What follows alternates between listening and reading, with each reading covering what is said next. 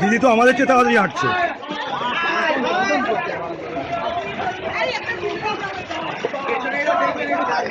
ভাই সরে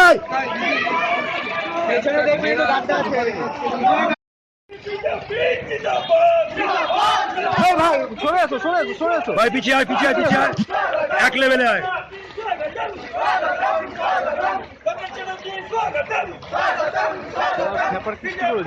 হ্যাঁ দেখিস ভাই পড়ে যাস নাই। 1 মিনিট তুলবো, ঠিক আছে? আমি তুই আমার গায়ে তুই আমার গায়ে একটু হালকা করে হেলান দিয়ে থাক, ঠিক আছে? কি করছো?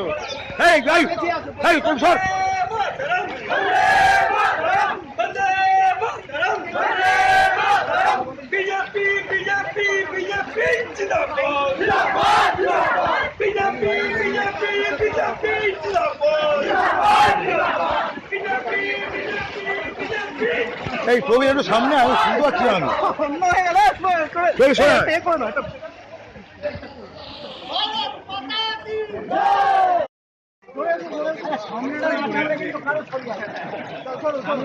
হ্যাঁ দাদা একটু সামনেটা সরে আসুন, আপনারা একটু সামনে দিদিকে নিতে দিন একটু।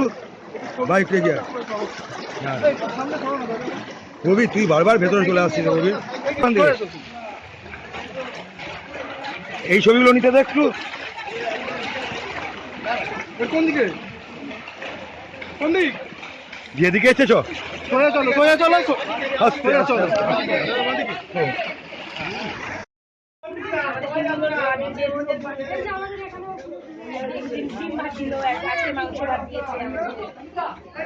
দিদি একটু সরে যান।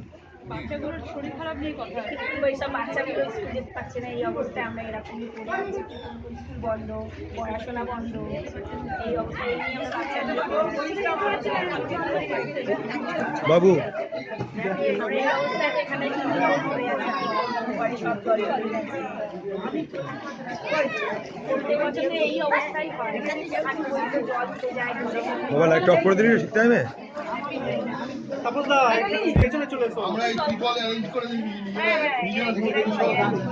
দাদা এ কি, এটা কি হলো? এ কি গো?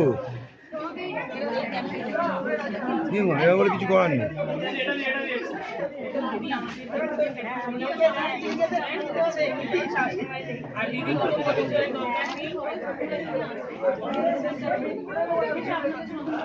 হ্যাঁ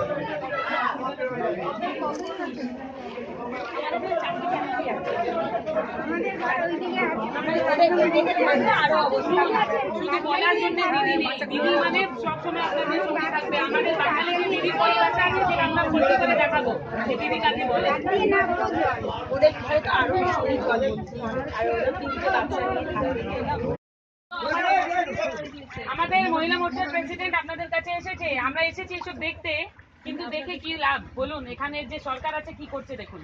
আপনারা যোগাযোগ করুন, বলুন যে কেন এরকম জল, ছোট থেকে দেখে আসছি।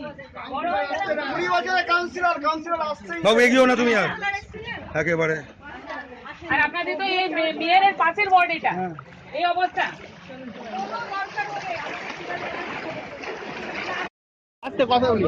দিদি দেখতে তো পাচ্ছেন এইভাবে জলে সব মানুষরা ডুবে আছে, কি বলবেন আপনি?